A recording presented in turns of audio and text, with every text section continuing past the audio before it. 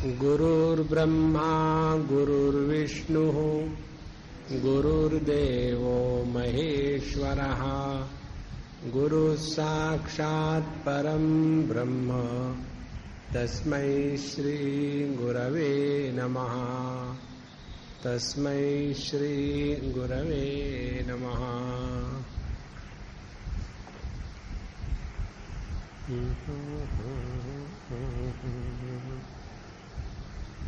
कल हमने उद्धव जी का चरित्र देखना प्रारंभ किया था। विदुर जी उद्धव जी से मिले तो उद्धव जी ने बताया भगवान श्री कृष्ण अपनी लीला संवरित करके चले गए धाम में। वहां ना वसुदेव देवकी है ना कोई अनिरुद्ध इत्यादि है। और उसके बाद उन्होंने बताया कि भगवान ने जाते समय मुझे ज्ञान का उपदेश किया था और उस उपदेश के समय वहां मैत्रेय ऋषि थे। उनको ये बताया गया कि आप ये जो ज्ञान है मेरे द्वारा प्रदत्त, ये ज्ञान विदुर जी को देना। और इस प्रकार से विदुर जी ने जब सुना कि भगवान ने अपनी लीला संवरित करते समय मुझको याद किया तो उनको बड़ा अच्छा लगा। और यहां बीच में एक प्रश्न पूछा जाता है परीक्षित जी के द्वारा। जब यदुवंश के सभी लोग समाप्त हो गए तो उद्धव जी कैसे बचे? क्योंकि उद्धव जी भगवान कृष्ण के चचेरे भाई थे। तो यदि सभी के सभी इस धराधाम को छोड़ के चले गए तो उद्धव जी के रहने का कारण क्या है? इसके ऊपर बताते हैं भगवान ने ये सोचा है कि मेरे ज्ञान का दीपक हमेशा प्रज्वलित रहने के लिए कोई एक ऐसा अधिकारी पुरुष चाहिए कि जो इस ज्ञान को योग्य प्रकार से लोगों में बांटे। और उद्धव के जैसा और कोई नहीं है। इसीलिए उन्होंने उद्धव को कहा कि हे उद्धव, तुम यहां से बद्रीनाथ चले जाओ, वहां तपस्या करना और फिर मैं बताऊंगा उसके बाद वैसा करना। और इसीलिए उद्धव का तात्पर्य है कि जिसने अपने इंद्रियों को, मन को, बुद्धि को संपूर्ण रूप से परमात्मा में समर्पित कर दिया है और इसीलिए उसके मन, बुद्धि, इंद्रिय उसको ताबे में नहीं रखते, उसको कब्जे में नहीं रखते। तो ऐसे जिसने अपने सभी प्रकृति के विकृतियों को कब्जे में रख लिया है, ऐसे उद्धव जी को इसलिए बचा के रखा। और जब उद्धव जी बता रहे थे कि भगवान चले गए तो सवाल ये आता है कि भगवान ने इस जगत से जाने का कारण क्या था? तो उसका कारण बताते हैं और ये कारण सुनकर के हम लोग अपने जीवन को झांके। कारण क्या है? तस्यैव रममाणस्य संवत्सरगणान् बहून् गृहमेधेषु योगेषु विरागः समजायत। भगवान की सोने की नगरी द्वारका, उनकी अत्यंत सुंदर और अच्छी, एक नहीं दो नहीं हजारों पत्नियां, सभी के सभी भगवान के प्रति समर्पित प्रेम करने वाली, लेकिन उनमें झगड़ा शुरू हो गया, उनमें अनबन शुरू हो गई। इतना ही नहीं, बलदेव जी महाराज भगवान के प्रति इतने समर्पित, उनकी भी भगवान कृष्ण के साथ अनबन हो गई। इतना ही नहीं, भगवान के जो बच्चे थे, पुत्र थे, यहां आगे आएगा, भगवान को प्रत्येक पत्नी से 10 लड़के और 1 लड़की, इतने बच्चे हुए थे। अब गणित करो, 16,108 गुणे 11, इतने बच्चे उनके हुए थे। और वो सभी के सभी बच्चे भगवान का अनादर करने लगे। और जब भगवान उनको कुछ समझाने जाते कि भैया ऐसा मत करो, ये गलत है, तो उन्होंने भगवान के ऊपर हाथ उठाने के लिए भी कभी नहीं करी। देखो भैया, ये दुनिया है, ये मत समझ लेना कि हमारे ही जीवन में कष्ट है। जितने कष्ट भगवान कृष्ण के जीवन में आए, उतने हम सब लोगों के जीवन के कष्टों को लो तो उसके साथ उसकी कंपैरिजन भी नहीं होगी। तो इसको सबको देख करके भगवान ने निर्णय ले लिया अभी तक तो मैंने अपने राग की लीला का प्रदर्शन किया है, अब मैं अपने वैराग्य की लीला को बताता हूं। और उन्होंने उन सबको एक दूसरे में लड़वा करके मरवा दिया और सबके सबका नाश होने के बाद स्वयं अंतर्धान हो गए। और ये जो कथा आएगी आगे विस्तार से आएगी। इस प्रकार से भगवान इस धराधाम से चले गए। तो विदुर जी ने उद्धव जी के पास से सब बातें सुनने के पश्चात उद्धव जी तो चले गए बद्रीनाथ को, और विदुर जी महाराज चले गंगा जी के किनारे, जहां मैत्रेय ऋषि रहते थे, क्योंकि उनसे ज्ञान प्राप्त करना था। और जब वहां पहुंच गए ऋषि के पास, तो उन्होंने प्रश्न पूछा, सुखाय कर्माणि करोति लोकः। इस जगत के प्रत्येक व्यक्ति के कर्म के पीछे प्रेरणा एक ही है कि मुझे सुख मिले। कोई शादी करता है किस लिए? सुख मिले। अब मिलता है कि नहीं बात अलग है, लेकिन दुखी होने के लिए कोई शादी नहीं करता। अब बच्चे पैदा हुए किस लिए? ताकि सुख मिले। बच्चे पैदा होकर के आज तक किसी को सुख नहीं मिला। और जिनको बच्चे नहीं होते वो इसलिए दुखी है कि बच्चे नहीं है, और जिनके होते हैं इसलिए है कि बच्चे हैं। माने हम लोग इस दुनिया में दुखी होने के लिए ही मानो आए हैं। तो सब कुछ करते हैं सुख प्राप्ति के लिए, लेकिन हमको ना तो सुख का स्वरूप क्या है वो मालूम है, और दुख के सिवा कुछ मिलता नहीं। तो हमको जिस सुख की चाह है, जिस सुख को प्राप्त करने के लिए हम इतने अनेक प्रकार के प्रवृत्ति में लगे रहते हैं, वो सुख क्या है? इसके बारे में बड़ा सुंदर विवेचन आता है। कहते हैं कि क्या हमको सुख केवल अभी चाहिए, बाद में दुख चलेगा? बोले नहीं, हमको सुख हर काल में चाहिए। और फिर हम ये जो नित्य सुख की चाह करते हैं और दौड़ते हैं अनित्य वस्तु के पीछे, अनित्य वस्तु के पीछे दौड़ करके नित्य सुख की प्राप्ति कभी नहीं होती। दूसरी बात, हमको सुख यही चाहिए कि सब जगह चाहिए? हम कहेंगे सब जगह चाहिए। तो जो सब जगह में है उसी से सब जगह सुख प्राप्त होगा। जो केवल एक स्थान में बद्ध है, परिच्छिन्न है, उसके द्वारा सब जगह का आनंद नहीं मिलेगा। तीसरी बात, हमको सबसे सुख चाहिए या केवल पत्नी से सुख चाहिए? बोले सबसे सुख चाहिए। तो जो सब में होगा उसी से हमको सब में से सुख मिलेगा। उसके बाद क्या हमको ऐसा सुख चाहिए कि जिसके लिए बड़ी मेहनत करनी पड़े? नहीं, बिना मेहनत का सुख चाहिए। तो बिना मेहनत का सुख वही होगा कि जो अपना स्वभाव होगा। और महत्व की बात, क्या ये सुख हमको प्राप्त हुआ है इसकी जानकारी चाहिए, या क्लोरोफॉर्म लगा करके जैसे आदमी को ऑपरेशन थिएटर में छोड़ देते वैसा सुख चाहिए? बोले नहीं, हमको ऐसा सुख चाहिए कि जिसको हम पहचाने। तो हम सब जिस सुख की चाह कर रहे हैं उसके ये 5 लक्षण संत लोग बताते हैं, शास्त्र बताते हैं, जो हर स्थान पर हो, हर काल में हो, हर वस्तु में हो, बिना किसी प्रयत्न का हो, और हम उस सुख को पहचाने। ऐसी सुख की चाह है।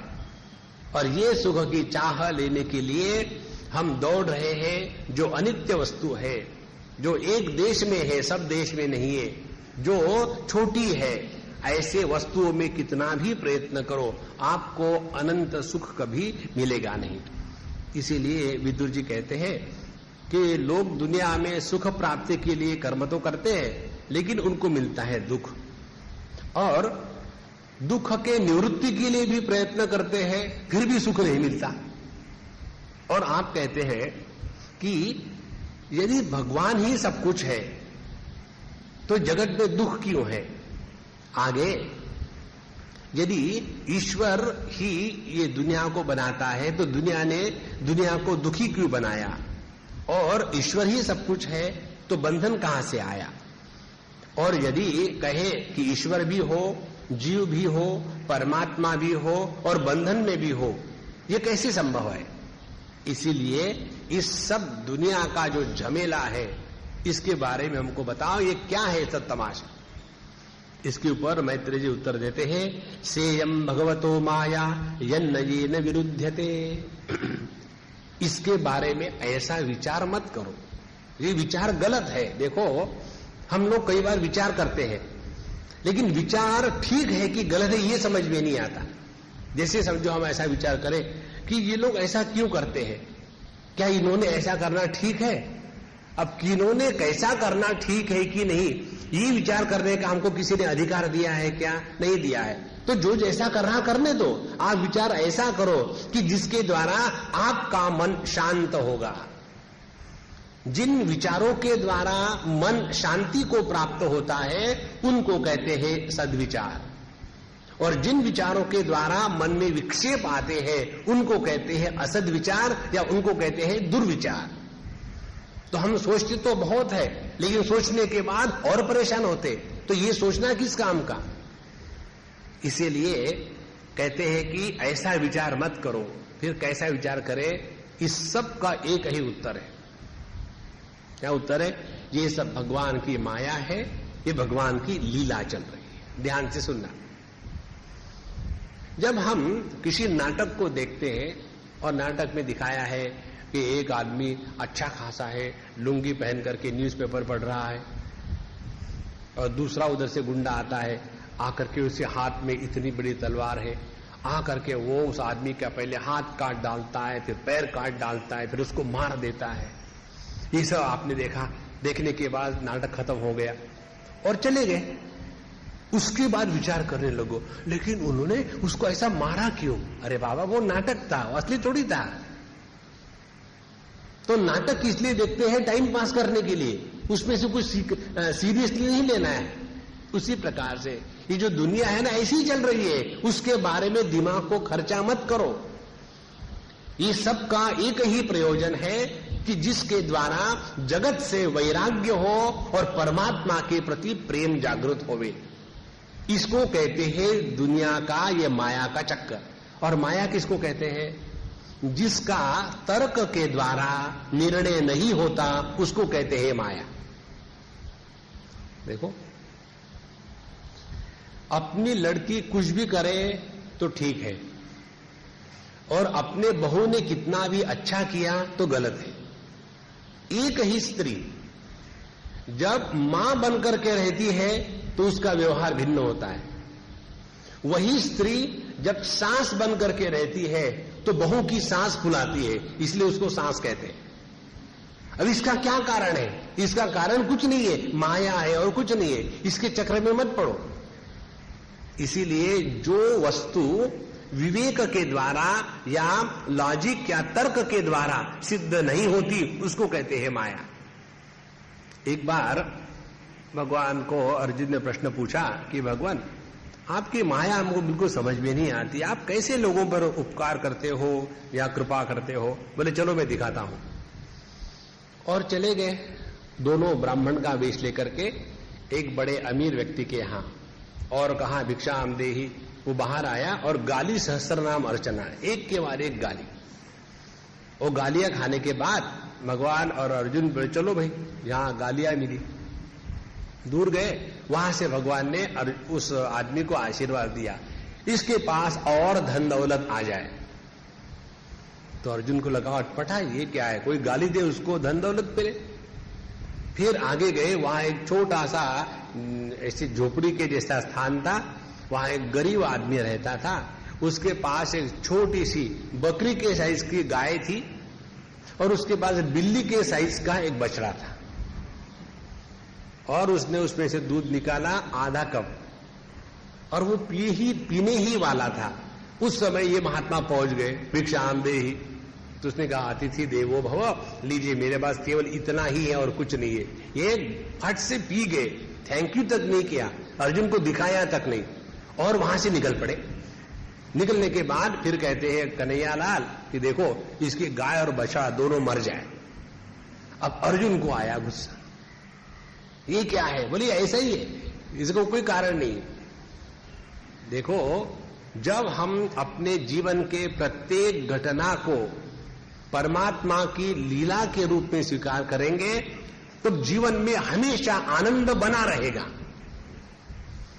और यदि हम ऐसी कल्पना करेंगे, ये कल्पना करो, ये हम हमेशा उदाहरण देते हैं ऐसी कल्पना करो कि एक लड़का है एक लड़की है, दोनों बगीचे में गए, एक दूसरे को देखा, अच्छे लगे, दोनों माँ बाप के पास गए, शादी करेंगे, कहा कर लो शादी, सिनेमा खत्म। आया मजा?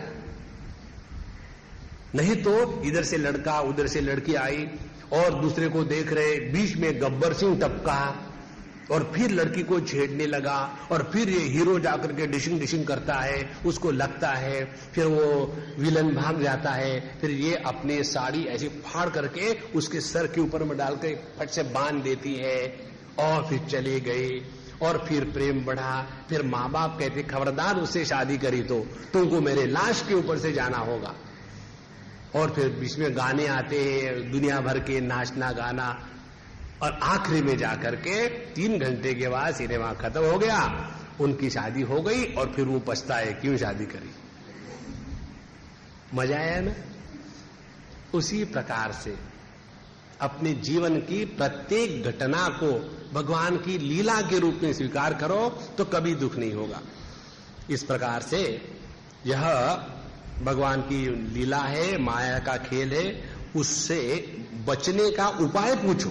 ऐसा क्यों है ये मत पूछो कि भगवान ने दुनिया बनाई है, भगवान तो आनंद स्वरूप है, तो उसने दुखी दुनिया कैसी बनाई। जीव का स्वरूप जो है परमात्मा है, तो जीव का स्वरूप यदि परमात्मा है, जैसे यदि सुवर्ण के आभूषण बने हैं तो उसमें लोहा कहां से आया, ऐसे प्रश्न मत पूछो। फिर क्या करें, इस चक्कर से निकलने की सोचो। देखो महत्व की बात यह है, यदि आपके घर को समझो आग लगी, ना लगे भगवान की दया से समझो लगी, तो क्या आप ऐसा फोन करेंगे वो फायर ब्रिगेड वाले क्यों, एक्सक्यूज मी बहुत दिनों से फोन नहीं किया था, सब ठीक ठाक तो है ना। आपके लड़की की शादी का क्या हुआ, उसकी शादी नहीं हो रही थी। और फिर कहेंगे ऐसे बाय द वे मैंने इसलिए फोन किया है कि मेरे घर को जरा आग लगी है थोड़ी सी, तो आप आकर के कृपा करेंगे उसको बुझाने का, क्योंकि अब खत्म ही हो रहा सब कुछ। ऐसा थोड़ी बात करेंगे। वहां तो एकदम कहेंगे आग लगी जल्दी आ जाओ, ये भी नहीं बताएंगे कहां आग लगी है, दिल में लगी है कि घर में लगी है। इसी प्रकार से जब ये दुनिया को देख करके इससे निकलने की जब त्वरा हृदय में आ जाती है, और उसके लिए बताते हैं मैत्रेय ऋषि कि देखो ऐसा विचार मत करो। फिर क्या करें, इस दुनिया के दुखों से उपरत होने का एकमात्र मार्ग है, और वो ये है भगवान की कथा श्रवण करो, सुनाओ, भगवान के नाम स्वरूप लेते रहो और साधु संतों के चरित्र हमेशा पढ़ते रहो। इसी के द्वारा हम इस जगत के दुख से अपने आप को छुड़वाएंगे, अन्यथा दूसरा कोई सवाल ही नहीं। इसीलिए हमको ये स्पष्ट जानना चाहिए, जब हम भगवान को भूलते हैं तब जीवन में दुख आता है, जब हम भगवान को याद करते हैं तो जीवन में दुख नहीं आता, क्योंकि भगवान तो आनंद स्वरूप है। कई बार हम लोग कल्पना कर लेते हैं। कैसी कल्पना कर लेते हैं? ऐसी कल्पना करते हैं कि जब भगवान के याद करो तो दुख नहीं आता, लेकिन जो भगवान को याद करते हैं ना स्वामी जी, उन्हीं को दुख आता है।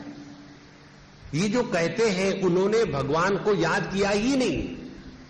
ये तो ऐसा ही है, किसी ने कहा कि बड़े होटल में जाओ, वहां बढ़िया मेनू होता है, जो मर्जी खा लो और खूब पेट भर जाता है। और हम गए होटल में, वहां का मेनू देखा, खूब पढ़ लिया, पारायण किया, वापस आ गए खाली पेट, कुछ नहीं होता। अरे बाबा खाओ उसको, तब पेट भरेगा।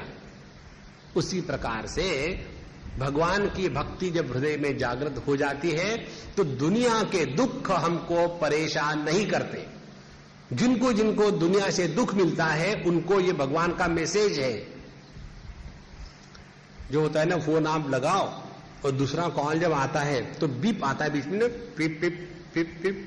उसी प्रकार से हम दुनिया में जो चक्कर में फंसे हुए हैं ना, तो दुख नाम की बीप आती है, उस समय भगवान का कॉल होता है। लेकिन हम इतने बिजी हैं कि उनके कॉल को रिसीव करने को तैयार ही नहीं। अपने जीवन की प्रत्येक दुख की घटना हमको भगवान के पास बुलावा है, लेकिन उसको हम भूल जाते हैं और इसीलिए दुखी होते हैं। इसीलिए भगवान का कथानुश्रवण करो और उसी के बाद भगवान के प्रति प्रेम होगा, जगत के प्रति वैराग्य होगा, जितना जगत के प्रति वैराग्य होगा उतना जगत आपको दुख नहीं देगा। इस प्रकार से जगत के दुख के निवृत्ति का एकमात्र उपाय है कि भगवत कथा सुनो और उसी के साथ चलते रहो। इसके बाद अब प्रसंग आता है भगवान का किस प्रकार से वराह अवतार हुआ, हिरण्याक्ष को कैसा मारा, देवहूति क्या है और कपिल जी ने को कैसा उपदेश किया, ये प्रसंग इस चतुर्थ स्कंध में आता है। हमने जैसा कल आपको बताया था कि नैमिषारण्य में सूत और शौनक जी का संवाद चल रहा है, वो कर्म की प्रधानता से है। गंगा किनारे दो संवाद चल रहे, एक चल रहा है परीक्षित और सुखदेव जी के बीच में, जिसमें परीक्षित जी श्रोता है और सुखदेव जी वक्ता है, और दूसरा चल रहा है मैत्रेय जी और विदुर जी के बीच में, जिसमें मैत्रेय जी श्रोता है, वक्ता है और विदुर जी श्रोता है। और इस प्रकार से भागवत की चर्चा चल रही है। तो इस चर्चा में मैत्रेय जी ने बताया कि कैसे उनकी गुरु परंपरा रही। वो बताते हैं कि हमारे जो ज्ञान का प्रारंभ है वो शेष भगवान से है। शेष भगवान के पास एक बार सनत कुमार जी महाराज गए, उन्होंने उनसे प्रार्थना करी हमको ब्रह्म ज्ञान दीजिए। फिर वही ज्ञान सांख्यायन के पास आया, वही बृहस्पति के पास आया और वही बृहस्पति जी ने ज्ञान मुझे दिया। इस प्रकार से पहले उन्होंने अपने ज्ञान की परंपरा दी। ये ज्ञान की परंपरा बताने का तात्पर्य क्या है? तात्पर्य ये है कि कोई भी ज्ञान किसी व्यक्ति के बुद्धि की उपज नहीं होती। आप ये प्रसंग हमेशा देखेंगे, जब कोई प्रश्न पूछता है तो महात्मा कहेंगे देखो ऐसा ही प्रश्न युधिष्ठिर ने नारद जी को पूछा था। माने आपने जो प्रश्न पूछा है कोई खास प्रश्न नहीं है, हमेशा पूछते आए। अपने आप प्रश्नों को लेकर के ज्यादा 30 मार्क का मत समझना। उसी प्रकार से जब उसका उत्तर दिया जाता है वो नहीं कहते मैं बताता हूं, कहते ऐसे प्रश्न का उन्होंने ऐसा उत्तर दिया था। इस प्रकार से जो प्रश्न करता है और जो उत्तर करता है दोनों अनादिकाल से उपलब्ध है, और ये जगत की कोई भी समस्या नई नहीं है और किसी भी समस्या का समाधान भी नया नहीं है। ये अनंत काल से सृष्टि में ऐसा ही हो रहा है, कोई नई बात नहीं है दुनिया में। एक बार हमारे स्वामी जी को किसी ने प्रश्न पूछा था, हम थे उस समय वहां, कि Swami ji why the world is created by the lord, भगवान ने दुनिया क्यों बनाई? तो स्वामी जी ने उत्तर दिया, ये प्रश्न अभी तक 3998 करोड़ बार पूछा गया है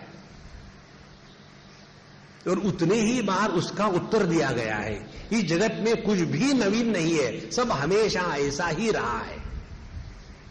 इसीलिए यह जो ज्ञान है ये अनादिकाल का अखंड ज्ञान है। जो भौतिक शास्त्र का ज्ञान होता है ना, उसमें नई नई चीज का बड़ा महात्म्य होता है। पहले जैसे सल्फा ड्रग थे, उसके बाद पेनिसिलिन आया, उसके बाद टेरामेरासिन आया, जो दवाई है ना टेरामाइसिन, टेरा मीन्स तेरा, माई मीन्स मेरा, सिन माने पाप, ये टेरामेरासिन जो है वही आ गया। तो दुनिया भर की दवाई आ गई। तो जैसी जैसी नई दवाई आती है पुरानी दवाई ओल्ड हो जाती है। लेकिन जो आत्मज्ञान है, ब्रह्म ज्ञान है, उसके बारे में ये नियम लागू नहीं है। जो अनादि अनंत काल से जो अभिन्न ज्ञान है वही ओरिजिनल ज्ञान है। और इस ज्ञान को ना तो ईश्वर ने बनाया है ना तो जीव ने बनाया है। यदि हम कहेंगे कि ईश्वर ने इस ज्ञान को बनाया तो कहना पड़ेगा एक समय ऐसा था कि जब ज्ञान नहीं था, तो क्या अज्ञान से ज्ञान को बनाया? इसीलिए जो शुद्ध ज्ञान है उसका वर्णन शास्त्र बताते हैं, जिस ज्ञान में ज्ञाता और ज्ञेय ये भेद समाप्त हो जाता है उसको कहते हैं शुद्ध ज्ञान। ध्यान से सुनना, हम जब किसी भी वस्तु का ज्ञान लेते हैं, बहुत सूक्ष्म बात है, मन लगा के सुनना। जब हम किसी वस्तु का ज्ञान लेते हैं, जैसे ये माइक हमारे सामने है, तो इस ज्ञान में भेद निर्माण हो गया। यह माइक है, इसको जानने वाला मैं हूं और मैं माइक नहीं हूं। तो ये ऐसा ज्ञान है जिस ज्ञान में ज्ञाता और ज्ञेय इसका भेद है, और इसमें अहम भाव और अनहम भाव माने मैं और मैं नहीं, ये दो भाव निर्माण होते हैं। तो यह जो ज्ञान है यह केवल मानसिक ज्ञान है, ये तत्व का ज्ञान नहीं है। और जो हमको अपने बारे में जो ज्ञान है कि मैं हूं, मैं जिंदा हूं और मैं अपने आप से प्रेम करता हूं, मेरा कभी अभाव नहीं हुआ, मेरा कभी जन्म नहीं हुआ, मेरी कभी वृद्धि नहीं हुई, मैं ज्यों का त्यों हूं, मेरा कभी मृत्यु नहीं हुआ, यह जो अपने बारे में जो भान है, इसमें ज्ञाता और ज्ञेय यह द्वैत का निर्माण नहीं होता। तो यह जो शुद्ध ज्ञान है वह ज्ञान कभी भी बदलता नहीं। इसलिए ज्ञाता और ज्ञेय इसके भेद के रहित जो ज्ञान है वही अपौरुषेय ज्ञान है, उसी को वेद कहते हैं। वेद किसी पुस्तक को नहीं कहते, वेद किसी शब्द को नहीं कहते। यह वेद अखंड है, अनादि है, अपौरुषेय है, किसी मनुष्य के द्वारा निर्मित नहीं है। इसके बाद उन्होंने अपनी गुरु परंपरा बताई और उसमें बताया कि ब्रह्मा जी ने जब उनको ज्ञान प्राप्त हुआ तो बताते हैं कि जगत का निर्माण कैसे हुआ। तो शेष शैया पर पुरुषोत्तम भगवान आराम से शयन कर रहे हैं और संकर्षण भगवान ने, जो शेष भगवान है, उन्होंने ये सब बताया कि ऐसे शेष भगवान के वारी में पानी में डूबे हुए हैं और वहां भगवान नारायण शयन कर रहे हैं। और उस समय उनके नाभि से एक कमल निकला। अब देखना, भिन्न भिन्न कल्प होते हैं। एक होता है वराह कल्प, एक पाद्म कल्प और एक है ब्रह्म कल्प। इसको जरा ठीक से समझ लेना। दो प्रकार के प्रलय माने गए हैं। जैसे हम लोग रोज सोते हैं फिर जग जाते हैं, इसको कहेंगे हम टेम्पररी प्रलय। और एक आध बार भगवान की दया से सो जाते, उठते ही नहीं तो मर गए, वो हो गया परमानेंट प्रलय। उसी प्रकार से ब्रह्मा जी के जीवन में भी जो समष्टि सूक्ष्म देह है, उनके जीवन में भी जो टेम्पररी प्रलय होता है एक दिन का, और फिर उस प्रलय के बाद जैसे हम सब सुबह फिर जग जाते हैं, फिर कल के बाद की कहानी शुरू हो जाती है। उसी प्रकार से ये भिन्न भिन्न कल्पों में भिन्न भिन्न प्रकार से जगत के निर्माण के कथा प्रसंग आते हैं।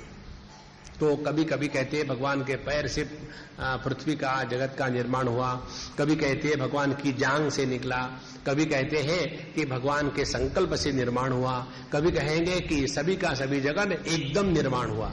कहने का तात्पर्य है कि यह सृष्टि जो है परमात्मा की अभिव्यक्ति है, यही मूल बताना है। तो पाद्मकल्प की बात है, भगवान नारायण के नाभि से उत्पन्न हुआ एक कमल, क्योंकि भगवान के मन में संकल्प आया कि चलो एक सृष्टि बना ले। तो उनके नाभि से कमल आया और कमल पर ब्रह्मा जी आए, और फिर ब्रह्मा जी के मन में जब संकल्प आया कि जगत का निर्माण होना है भगवान की इच्छा के अनुसार, तो उनके देह के दो भाग हो गए। पहले बार हम आपको बता चुके दूसरे प्रकार की सृष्टि की क्रिया, अब ये दूसरे प्रकार की है। उसमें कैसा बताया था कि ब्रह्मा जी ने फिर जगत का निर्माण किया, फिर अन्य प्रकार के जैसे प्रकृति, फिर महत तत्व, फिर अहंकार, फिर पंचतन मात्रा और अनेक प्रकार की योनियां, ऐसा जगत निर्माण हुआ। यहां दूसरी प्रक्रिया है। ब्रह्मा जी जब निकले उस कमल के ऊपर में, तो उन्होंने सृष्टि का निर्माण करने का संकल्प किया और उनका जो देह है दो भागों में विभाजित हो गया। हम आपको इसका आध्यात्मिक अर्थ भी बताएंगे। अच्छा, ये दो भागों में विभाजित होने के बाद एक भाग जो है उसको कहते हैं स्वयंभू मनु, और जो दूसरा भाग है उसको कहते हैं शतरूपा। तो एक ही ब्रह्मा जी से मनु और शतरूपा ये दो भाग निर्माण हो गए, और निर्माण होने के बाद फिर उन दोनों को आज्ञा हुई कि तुम अब शादी करके इस जगत को बढ़ाओ। तो ब्रह्मा जी ने उनको आज्ञा दी, तो यह मनु और शतरूपा ये दो पहला जो कपल है निर्माण हुआ, और फिर उनसे इस सृष्टि की निर्मित होने के लिए उनको आज्ञा दी गई। अब देखना आध्यात्मिक दृष्टि से क्या है, बहुत सरल बात है, इसको पकड़ लो ना आप तो ध्यान भी यूं हो जाता है। शुद्ध चैतन्य, उसमें दो भाव निर्माण होते हैं, एक अहम और एक इदम। अहम माने मैं और इदम माने मैं नहीं। जिस ज्ञान में ये दो भाव निर्माण हो जाते, मैं और मैं नहीं, वहीं से सृष्टि निर्माण हो गई। जब हमारी नींद खत्म हो जाती है तो नींद खत्म होने के बाद सबसे पहली जो स्फुरणा होती है कि मैं, और दूसरी स्फुरणा होती है यह। तो मैं और यह, ये जिस ज्ञान में निर्माण होता है, उसी के बाद इस सृष्टि का विस्तार हो जाता है। तो यही ब्रह्मा जी जो समष्टि अंतःकरण है, उनमें ये दो भाग हो गए, मनु और शतरूपा। और ये मनु और शतरूपा जी ने भगवान से प्रार्थना करे कि प्रभु हम आपके बच्चे हैं, हम क्या करें? बोले शादी करके अब बच्चे पैदा करो, सृष्टि को बढ़ाओ। उसमें भागवत कथाकार बड़ी सुंदर बात लिखते हैं कि जब किसी की ऐसी संतान पैदा होवे कि जो अपने माँ बाप से पूछे कि मम्मी डैडी मैं क्या करूं, कैसे करूं, आपके आज्ञा के अनुसार चलूंगा, तो समझ लेना उनके अनेक जन्मों के पुण्य बाहर आ गए हैं। तो इस प्रकार से जब पूछा कि हम क्या करें, तो उनको बताया गया कि तुम शादी करके बच्चे पैदा करो, सृष्टि को बढ़ाओ। अब सवाल ये है, उन्होंने कहा कि भगवान आपकी आज्ञा तो ठीक है, लेकिन हम बच्चों को कहां पैदा करें? पृथ्वी तो पानी में डूबी हुई है, तो घर कहां बसाएंगे? तो ब्रह्मा जी ने कहा ये तो बात ठीक है, तुमने ठीक ही कहा, पृथ्वी तो है ही नहीं, कहां करोगे? और इस प्रकार से फिर उन्होंने इस पृथ्वी को जागृत करने के लिए संकल्प किया, तपस्या करी, विचार किया, चिंतन किया, इस पृथ्वी को पानी में से बाहर कैसा निकाला जाए। देखो ये जो पंचमहाभूत जो है ना, ये परमात्मा की ही शक्तियां हैं। जो आकाश है यह व्यापिनी शक्ति है, जो वायु है ये गतिमती शक्ति है, जिसके द्वारा जगत में गति दिखती है, ये परमात्मा की शक्ति है। जो अग्नि है भगवान की रूप की शक्ति है, उसी के कारण रूप रह सकता है। उसके बाद जो पानी है ये भगवान की आप्यायनी शक्ति है, जिसके कारण हमारी प्यास बुझ सकती है। और जो पृथ्वी है ये भगवान की धारिणी शक्ति है। वो धारिणी शक्ति को जागृत करने के लिए फिर ब्रह्मा जी ने कल्पना की, संकल्प किया कि भगवान की इस शक्ति को हमको अब बाहर निकालना है, ताकि उसके ऊपर में जगत का निर्माण हो। तो जैसा उन्होंने ऐसा विचार करना शुरू किया, तो उनके नाक में से एक छोटा सा सुअर बाहर निकल आया।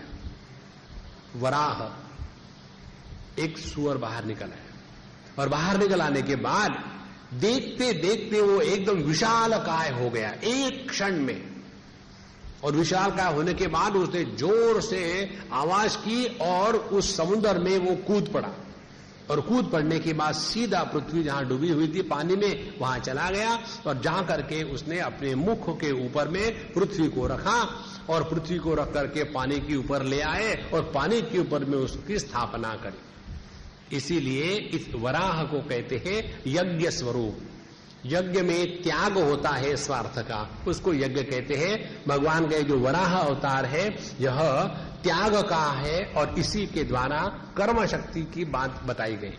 अब देखो पृथ्वी की जो तन्मात्रा है वो गंध तन्मात्रा है, और जो सूअर होता है उसका पृथ्वी से बड़ा प्रेम होता है, हमेशा पृथ्वी को खोदते रहता है। कारण क्या कि नाक के द्वारा गंध का ग्रहण होता है। इस प्रकार से आधि भौतिक जो है पृथ्वी, और आधि दैविक है भगवान वराह, जिन्होंने पृथ्वी की स्थापना की, और आध्यात्मिक है हम लोग। हमको दुनिया भर के स्मेल जो आते हैं वो उसी भगवान के शक्ति के कारण आते हैं।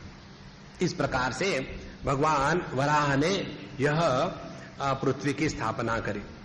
तो उसके पश्चात स्वयंभू मनु और शतरूपा उसके ऊपर रह करके अपनी सृष्टि का विस्तार करने लगे। जब ऐसी बात हुई तो विदुर जी ने कहा मैत्रेय जी से कि भगवान, हमने तो ऐसा सुना है कि जब भगवान वराह ने अवतार लिया पृथ्वी का उद्धार करने के लिए, तो उनको बीच में हिरण्याक्ष मिला और हिरण्याक्ष ने बहुत बड़ी परेशानी करी भगवान के लिए। फिर हिरण्याक्ष का वध हुआ और उसके बाद जाकर के इस पृथ्वी पर अच्छा शांत समय रहा। तो हम चाहते हैं कि आप ऐसे शॉर्टकट में मत बताओ, ये हिरण्याक्ष कौन था, कहां से आया, उसने भगवान के साथ युद्ध कैसे किया, सब विस्तार से बताओ। अब देखो, जो सुनने वाला होता है ना, उसको यदि सुनने में आनंद आ रहा हो तो बताने वाले को भी आनंद आता है। और यदि सुनने वाला ऐसा हो 25 बार घड़ी देख रहा हो और भी बीच में नींद आ रही है, तो सुनने वाला भी सुनाने वाला ठीक है, उसके बाद सब ठीक हो गया, सियावर रामचंद्र की जय, खत्म करो, आपको छुट्टी मुझे छुट्टी। तो उन्होंने कहा कि मैत्रेय जी महाराज, हमने तो बहुत सुना है हिरण्याक्ष के बारे में, वो तो आपने बताया नहीं, वो बताइए वो क्या कथा है। फिर वो बताते हैं कि हिरण्याक्ष एक दैत्य था और उसने जब सुना कि भगवान ने अवतार लिया है और पृथ्वी को निकालने के लिए, तो जाकर के भगवान के साथ भिड़ा। अब यहां सूक्ष्म बात देखो, अभी क्या बताया हमको कि ब्रह्मा जी, उनके देह के 2 भाग, मनु शतरूपा, और उनको बताया गया कि भैया बच्चे पैदा करो, माने कोई नहीं था। और ये हिरण्याक्ष कहां से टपका जब कोई नहीं था? तो बताते हैं कि पहले कल्प में, जो एक दिन का कल्प जैसे हम लोगों की नींद होती है, उस कल्प में अदिति और दिति, ये कश्यप ऋषि की 2 पत्नियां, तो अदिति और कश्यप जी चले जाते हैं स्वर्ग में, दिति चली जाती है पाताल में, और दिति के जो पुत्र है दैत्य, उसी में हिरण्याक्ष और हिरण्य कश्यपु था। ये पानी में विहार करते हैं जब तक के दूसरा दिन नहीं उगता तब तक के। तो उनको उस समय लगता है कि इस पूरे पानी का साम्राज्य मेरा है, यहां दूसरा कोई आ ही नहीं सकता। और इसीलिए जब उन्होंने देखा कि ये वराह भगवान कहां से आ गए, तो उन्होंने प्रश्न किया कि चलो जरा इनके साथ जरा हाथ अपने सीधे कर ले। इस प्रकार से हिरण्याक्ष भगवान के साथ भिड़ गया। अब हिरण्याक्ष किसको कहते हैं? हिरण माने सोना, सुवर्ण। हिरण्मयेन पात्रेण सत्यस्यापि हितम मुखम, तो सोने को कहते हिरण। और हिरण्य अक्षीयस्य, जिसकी दृष्टि हमेशा सोने में लगी हुई है, मुझे कितना मिलेगा। कौन बनेगा कंगाल? करोड़पति नहीं, कौन बनेगा करोड़पति? तो जिसकी दृष्टि हमेशा पैसे में लगी है उसको कहते हैं हिरण्याक्ष। और उसका भाई था हिरण्यकश्यपु, छोटा भाई। हिरण्यकश्यपु का अर्थ है, कशिपु माने बिस्तर, खटिया। जो सोने के बिस्तर पर सोता है उसको कहते हैं हिरण्यकशिपु। ये 2 जो अवतार है जय विजय के, ये दोनों पे दोनों अर्थ के प्रधानता से है, लोभ की प्रधानता से। जिसके जीवन में लोभ आता है उसका ऐसा व्यवहार होता है, इसमें बताया है। अच्छा, दूसरी महत्व की बात, इस हिरण्याक्ष हिरण्यकशिपु का जो वर्णन आता है अनेक अध्यायों में, उसमें बताते हैं वो जब राज्य करते थे तो चारों तरफ इतनी प्रॉस्पेरिटी थी कि पूछो मत। तो सवाल यह आया, इतने राक्षस थे, बुरे थे, इनके पास इतनी प्रॉस्पेरिटी कहां से आई?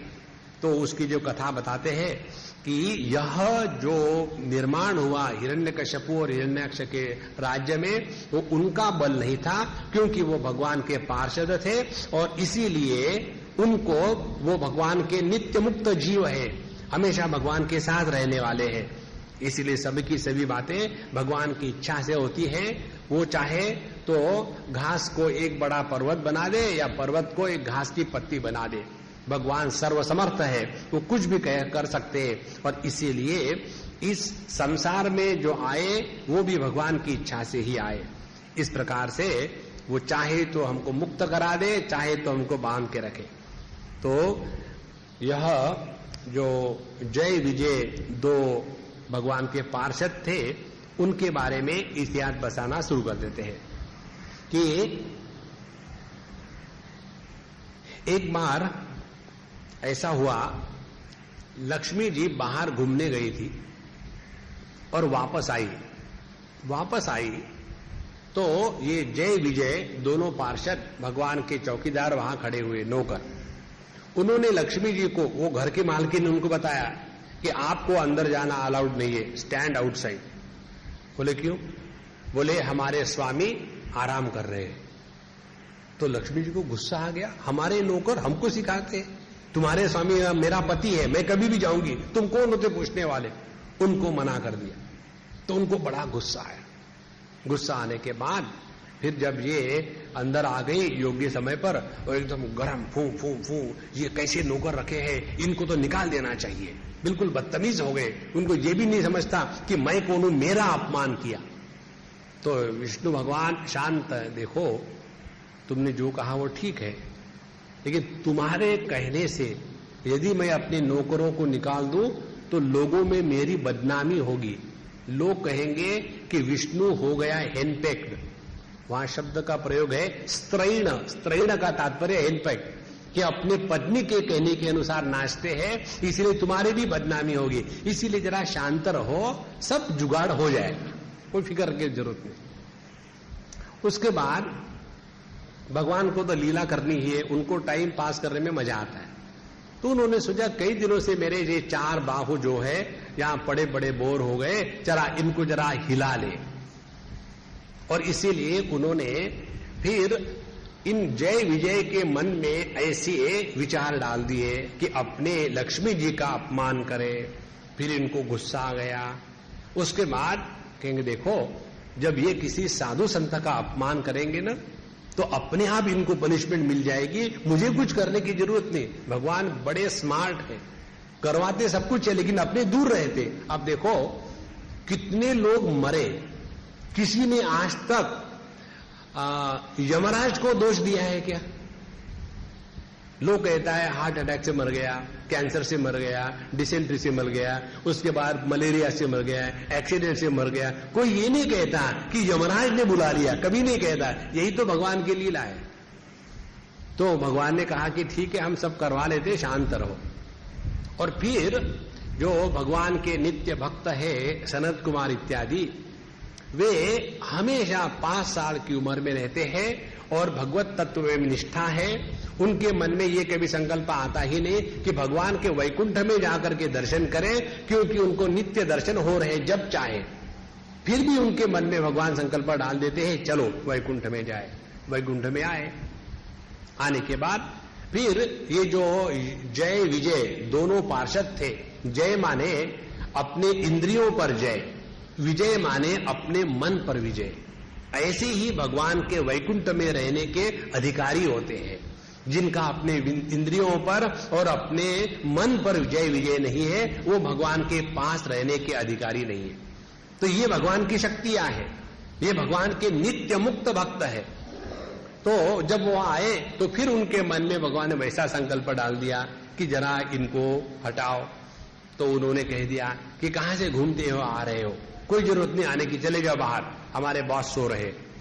तो उस समय फिर सनक आदि जो हमेशा शांत रहते, उनके मन में भगवान ने क्रोध निर्माण कर दिया।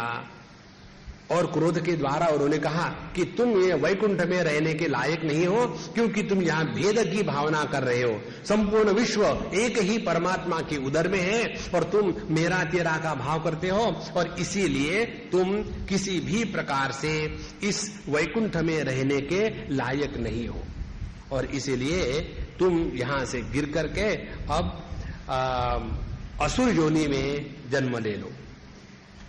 असुर योनि का, असुर का तात्पर्य है असुसु प्राणेषु इंद्रियेषु रमन्ते इति असुरहा।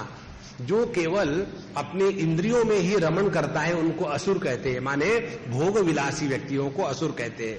तो ऐसे तुम वैकुंठ में मत रहो, यहां से जाकर के असुर योनि में चले जाना। और वैकुंठ किसको कहते हैं? भगवान का जो सत स्वरूप है, सत्य धाम है, उसको कहते हैं वैकुंठ। चित किसको कहते हैं? जब भगवान के हृदय में अपने ही महिमा का आनंद लेने की इच्छा होती है तो भगवत भक्त निर्माण होते हैं। एक ही परमात्मा वैकुंठ के रूप में है, वही परमात्मा भगवान के भक्त के रूप में है, और वही परमात्मा आनंद रूप से भगवान का विग्रह बन जाते हैं। इस प्रकार से धाम, विग्रह और भक्त, ये तीनों के तीनों एक ही परमात्मा के तीन रूप है।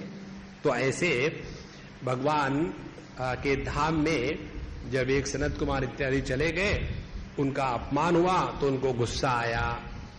वहां शब्द का प्रयोग है कामानुज। जैसे होता है ना रामानुज, वैसे क्रोध को कहते हैं कामानुज। अनुज माने बाद में आने वाला, बाद में पैदा हुआ। ज माने जन्म, अनु माने बाद में, पश्चात। तो कामानुज माने पहले हमारे मन में काम आता है, और जब कामना की पूर्ति नहीं होती है तो उसके बाद क्रोध आ जाता है। इसीलिए क्रोध को काम का छोटा भाई कहा है। तो कामानुज उनके हृदय में प्रवेश कर दिया और उन्होंने उनको शाप दे दिया। और जब शाप दे दिया और उसमें कहा कि जाओ अब तुम जाकर के मृत्यु लोक में, मर्त्य लोक में जाकर के जितना चाहे भेदभाव। ये लोभ की प्रधानता से हिरण्याक्ष हिरण्यगर्भ बने, और हिरण्याक्ष और हिरण्यकश्यपु बने, जय विजय। और फिर काम की प्रधानता से ये बने रावण, और क्रोध की प्रधानता से बने शिशुपाल। इस प्रकार से ये भगवान के जो दो पार्षद है, इनको 3 बार जन्म लेना पड़ा, और उनका उद्धार करने के लिए भगवान ने स्वयं 4 बार अवतार लिया है। वराह के रूप में लिया, और नरसिंह भगवान के रूप में लिया, और भगवान कृष्ण के रूप में लिया, और भगवान रामचंद्र जी के रूप में लिया। तो इस प्रकार से भगवान अपने ही भक्तों का उद्धार करने के लिए ये सब लीला करते हैं। अब इस प्रकार से जब ये प्रसंग चल रहा था तो बीच में एक प्रश्न आता है कि ये ऐसी बात गलत जब की इनके पार्षदों ने, तो भगवान को गुस्सा नहीं आया? तो बताते नहीं। उन्होंने सनक आदि को बताया कि आपने बड़ा अच्छा किया, इनको शाप दिया, क्योंकि जब स्वामी कोई गलती करता है तो उसको तो हम माफ कर देंगे, लेकिन यदि किसी नौकरों ने गलती करी तो उनको पनिशमेंट करते हैं। तो असल में ये पनिशमेंट केवल मेरे नौकरों को नहीं, मुझे भी है, और इनका उद्धार करने के लिए मैं भी मृत्यु लोक में जाऊंगा। देखो, जो अपने नौकरों के दोष को अपने दोष के रूप में स्वीकार करता है वही बड़ा होता है। नॉर्मली हम क्या करते हैं, अपने दोष को भी नौकरों के नाम पर लगा करके अपने को अच्छे बनाते हैं। एक बम्बई की बात है, एक लड़का खूब जोर से अपने मरीन ड्राइव पर जोर से कार चला रहा था, जाकर के किसी को ठोक दिया, वो बेचारा आदमी मर गया पता नहीं। फिर उसके पीछे पुलिस गई और जाकर के घर में रख दिया, और तुरंत उस लोगों ने बताया उसके नौकर को, ड्राइवर को, कि तुमने बताना कि मैं गाड़ी चला रहा था, सब हम तुम्हारा देख लेंगे। अब देखो, वो बेचारा गरीब, पैसे की जरूरत है, उसको मुझे क्या फर्क पड़ता है, मैं घर में रहूं या जेल में रहूं, मेरे घर के लोगों को देखते रहना। तो हम लोग अपने दोषों को नौकरों पर लगाते हैं, लेकिन भगवान वो है कि नौकरों के दोष को भी अपने पर स्वीकार कर लेते हैं। इस प्रकार से अब इनका जो जन्म हुआ था हिरण्याक्ष हिरण्यकश्यपु, इनके जन्म की कथा भी बड़ी सुंदर है। उसमें बताते हैं कि कश्यप ऋषि की ये 2 पत्नियां थी, दिति और अदिति। दिति माने अवखंडने, जो भेद करती है, टुकड़े करती है, उसको कहते हैं दिति, और दिति के जो पुत्र है उनको कहते हैं दैत्य। और अदिति माने जो मिलाप करती है उसको कहते हैं अदिति, और अदिति के जो पुत्र हैं उनको कहते हैं आदित्य। भगवान वामन अदिति के ही पुत्र थे। तो एक ऐसी बात आती है, बड़ी विचित्र बात। एक बार हमारे कश्यप ऋषि महाराज, और कश्यप किसको कहते हैं, जो दृष्टा मात्र है, वो किसी से प्रभावित नहीं होता। देखो, हमारे सबके हृदय में ये 2 पत्नियां हैं। कभी भेद भावना आती है, कभी मिलाप का विचार आता है, कभी भेद का भाव, कभी मिलाप का भाव, और इन दोनों को प्रकाशित करने वाला मैं दृष्टा, यह कश्यप ऋषि है। तो ये कश्यप ऋषि की दोनों पत्नियां, तो एक बार दिति के मन में काम की वासना जागृत हुई और काम की वासना जागृत होने के बाद वो गई अपने पति के पास और कहा कि मुझे अभी आपसे सहवास चाहिए, संभोग चाहिए। तो उस समय उनको बताया गया कि देखो, एक बहुत महत्व की चीज कहते हैं शास्त्र, धिक्ताम या याचते स्वयं, जो स्त्री स्वयं होकर के काम वासना की पूर्ति की इच्छा करती है उस स्त्री को धिक्कारते हैं शास्त्र। तो तुमने इस प्रकार की गलत बात करी है और 5 कारणों के कारण ये करना नहीं चाहिए। कश्यप ऋषि ने समझाया। कौन से 5 कारण है? कहते एक तो बात यह है कि मैं इस संध्या के समय संध्या वंदनम करने के लिए बैठा हूं, ये काम, ये समय जो है भोग का नहीं है।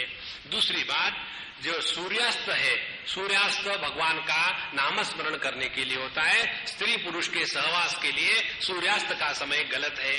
तीसरी बात यह है कि इस समय भगवान रुद्र के जो अनुचर है संपूर्ण पृथ्वी में उनका भ्रमण होता है, इसीलिए इस समय नहीं करना चाहिए। चौथी बात, तुम्हारे मन में काम वासना बहुत जबरदस्त जागृत हो गई है। जो पति पत्नी का सहवास काम से प्रेरित होकर के होता है वहां अच्छे संतानों की पैदाइश नहीं होती। जैसे भगवान शंकराचार्य का जीवन ले लीजिए, उनके माँ बाप को बच्चा नहीं था तो दोनों ने तपस्या करी और तपस्या के बाद भगवान शंकराचार्य के माँ को सपना आया कि मैं तुम्हारे पुत्र के रूप में उत्पन्न हो जाऊंगा। वैसे उनके पिताजी को आया और उसके बाद जो पुत्र हुआ वो भगवान शंकराचार्य हुआ। पति पत्नी का सहवास जब भोग के लिए होता है तब इस प्रकार का जगत निर्माण होता है, और वही पति पत्नी का सहवास यदि यज्ञ के रूप से तपस्या के द्वारा परमात्मा को प्राप्त करने के लिए होता है तब उसके द्वारा अच्छी संतान पैदा होती है। तो तुम्हारे मन में बड़ी काम वासना है इसलिए नहीं करनी चाहिए। 5वीं बात यह है कि मैं ना कर रहा हूं फिर भी तुम जबरदस्ती कर रहे हो। और यदि हमारे कश्यप ऋषि कोचीन में होते तो एक बार और कह देते, और चारों तरफ इतने मच्छर है कि मैं ऑलरेडी परेशान हूं। लेकिन दिति नहीं मानी, बोले नहीं मुझे कुछ नहीं सुनना। तो उन्होंने अपना संध्या वंदन पूर्ण किया और भगवान की इच्छा समझ करके उनका गर्भधारण हो गया। और जैसे उनका गर्भधारण हो गया तो वैकुंठ से ये जो जय विजय थे जिनको शाप मिला था वो दिति के गर्भ में प्रवेश कर गए। और वहां प्रवेश करने के बाद चारों तरफ स्वर्ग में दुनिया में हाहाकार हो गया। अब ये महा राक्षस पैदा हो गए, क्या होगा कैसा होगा। सभी के सभी ब्रह्मा जी के पास पहुंच गए देवता लोग। तो देवताओं को ब्रह्मा जी ने कहा देखो रोना धोना मत, ये सब ठीक चल रहा है, हमारे प्लानिंग के अनुसार चल रहा है, इसमें दुख की कोई बात नहीं है। जगत में सबका मंगल ही मंगल होता है, अकल्याण किसी का नहीं होता। देखो एक सुंदर बात है, हम अपना जो कपड़ा धोने के लिए मशीन में डालते हैं तो क्या उस कपड़े को परेशान करने के लिए डालते हैं क्या? कपड़े को वहां डालेंगे, उसके ऊपर डिटर्जेंट जाएगा, वो पानी में घूमेगा, उसको निचोड़ेंगे, मजा आएगा? नहीं, हम इसलिए डालते हैं ताकि उस कपड़े को फिर से प्रयोग में ला सके। उसी प्रकार से हमारे जीवन के जितने कष्ट है वो हमको शुद्ध बनाने के लिए, हमको परेशान करने के लिए नहीं है। तो हमारे जीवन का जो प्रत्येक कष्ट है, दुख है, वो हमारे शुद्धिकरण का मंत्र है। इसीलिए अपने प्रत्येक दुख में भगवान की कृपा समझो महात्माओं, फिर देखो धीरे धीरे धीरे अंतःकरण शुद्ध हो जाता है और फिर दुश्मनों के प्रति भी प्रेम जागृत हो जाता है, तब जाकर के जीवन की साफल्यता है, अन्यथा जीवन में रोते ही रहेंगे। तो जब देवता लोग शांत होकर चले गए, योग्य समय के बाद फिर हिरण्याक्ष और हिरण्यकश्यप दोनों पैदा हो गए। और जब वराह कल्प में ये हिरण्याक्ष जब घूम रहा था तो उसने देखा कि भगवान ने अवतार लिया है तो चलो छेड़खानी करते हैं। और फिर भगवान वराह और हिरण्याक्ष इनका बड़ा भीषण युद्ध हुआ, अनेक दिनों तक चलता रहा। ब्रह्मा जी का एक दिन बहुत बड़ा होता है तो पूरे एक दिन तक उनका युद्ध चलता रहा। और उसके बाद ब्रह्मा जी ने प्रार्थना करी कि भगवान अब खेलना बंद कर दो, इसको मारो, हम परेशान हो रहे। तो ठीक है, भगवान ने उनका पेट फाड़ा और उसमें से जो ज्योति निकली वो फिर रावण बनने के लिए अगले मार्ग पर चली गई। और उसके बाद भगवान ने ब्राह्मणों का जो शाप था उसको भी प्रमाणित किया और अपना जो पार्षद था उसका भी उद्धार करने के लिए उसको मार दिया। इस प्रकार से यह जो शतरूपा और मनु जी है इनके द्वारा सृष्टि को बनाने के लिए ये सृष्टि पृथ्वी को स्थापित किया पानी के ऊपर में। और ये सृष्टि के बारे में बहुत बड़ा विस्तार से प्रसंग आता है इस संदर्भ में, जिसमें बताते हैं कभी तो भगवान अपने आप में सृष्टि के रूप में हो जाते हैं, कभी पंचभूतों से सृष्टि होती है, कभी ब्रह्मा जी निर्माण करते हैं, कभी क्रम से सीक्वेंस से होती है, कभी विक्रम से होती है। इस प्रकार से देश काल वस्तु परिस्थिति को लेकर के पृथ्वी का वर्णन या सृष्टि का निर्माण भिन्न भिन्न प्रकार से आता है।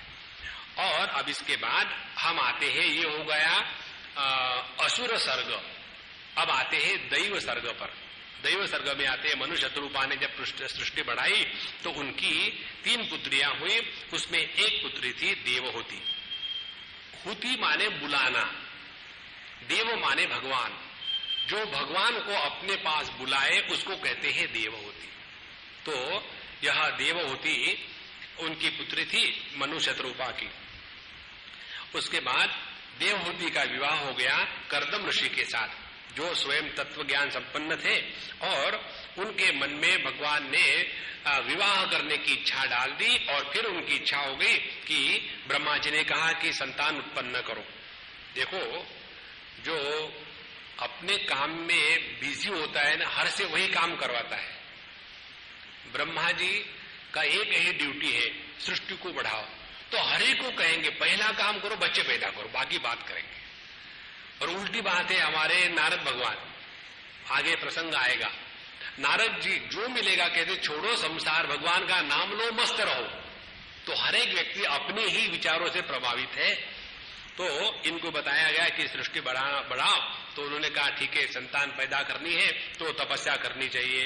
तो उन्होंने बहुत बड़ी तपस्या करी। देखो, एक ये विषय हमेशा आता है पूरे भागवत में, जहां जहां संतान उत्पत्ति का प्रसंग आता है तो वहां दोनों स्त्री और पुरुष उन्होंने पहले तपस्या करी।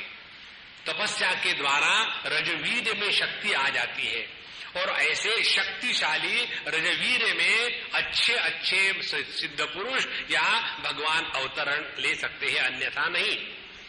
तो उन्होंने तपस्या करी और जब उनकी तपस्या सफल हो गई तो भगवान गरुड़ के ऊपर बैठ करके उनके पास आए और उनको कहा कि हम आपकी बात को जानते हैं और आपकी इच्छा के अनुसार मनु शतरूपा आपके पास आएंगे अपनी कन्या देवहूति को लेकर के, तो उनके साथ आप विवाह कर लेना।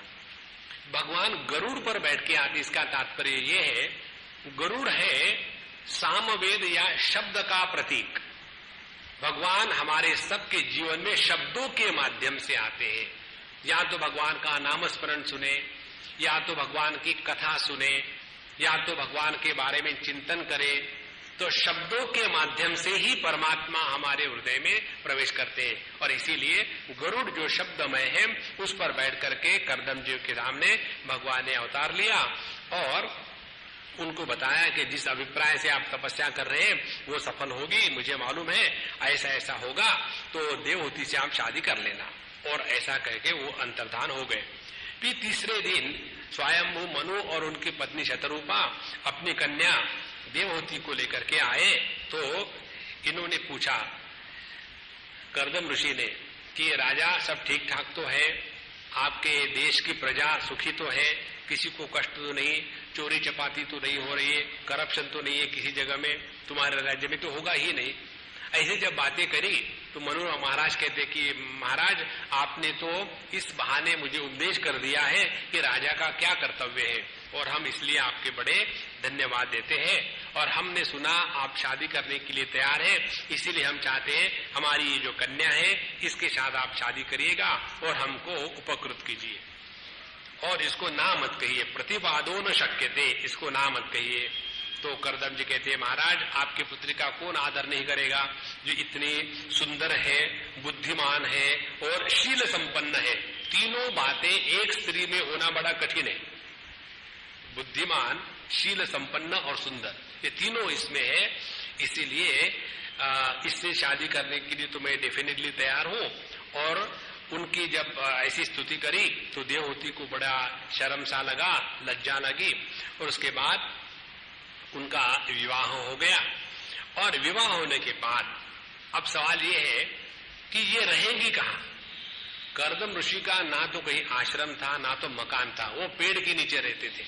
और देवहूति राजा की कन्या, उन्होंने भी अपने पति के साथ वहीं रही और अपने पति की बड़ी सेवा करी। वो फिर तपस्या में लग गए। शादी होने के दूसरे दिन से तपस्या शुरू, हनीमून नहीं, तपस्या। अब एक दिन नहीं, 2 दिन नहीं, उन्होंने अनेक सालों तक तपस्या करी। और तब तक के इनकी पत्नी ने बड़ी प्रेम से, श्रद्धा से उनकी सेवा करी। देखो, जहां श्रद्धा होती है वहां विश्वास होता है, जहां विश्वास होता है वहां प्रेम होता है, जहां प्रेम होता है वहां दोष नहीं दिखते, जहां दोष नहीं दिखते वही सेवा हो सकती है, जहां दोष दिखते वहां सेवा नहीं होती। और इसका एक महत्व का बात समझ लो। ये बात इसमें बताएंगे कपिल मुनि अपने माँ को। हम लोग मार्केट में जाकर के भगवान की मूर्ति खरीद के लाते हैं, जैसे अपने भगवान श्री कृष्ण कन्हैया खड़े हैं, तो हम ही तो गए मार्केट में जाकर के भाव किया उससे, कितने के? 200 रुपए की। 200 रुपए की कांग्रेसी तो बनी है, 2 रुपए में दे देना। और फिर भाव करके करके करके करके उनको ले आए। ठीक है, 200 नहीं, 2 नहीं, 2.25 रुपए ले लेना, और ले आए। और ऐसी भगवान की मूर्ति हम ही स्थापित करते हैं, और स्थापित करने के बाद उसी भगवान के सामने प्रार्थना करके अपनी मन की इच्छाएं मांगते हैं और वो पूर्ण होती है। ध्यान से सुनना, मनुष्य के द्वारा निर्मित मूर्ति की यदि उपासना करो तो आपकी उपासना सफल होती है। तो भगवान ने जो ये मूर्तियां बनाई है, इनकी यदि उपासना सेवा करेंगे तो क्या हमारी तपस्या सफल नहीं होगी?